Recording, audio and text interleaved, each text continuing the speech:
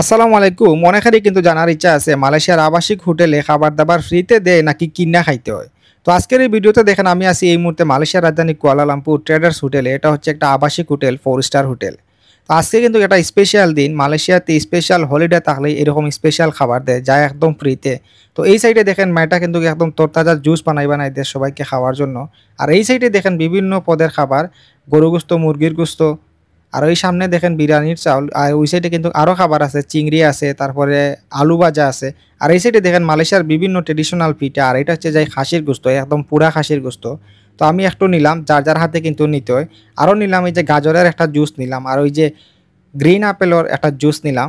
আর আমার সাথে কিন্তু আছে আরো দুজন বাংলাদেশি ভাই, আমি দেখাই। এই যে এর নাম হচ্ছে সাকিব, আর এই যার হাতের নাম হচ্ছে রানা।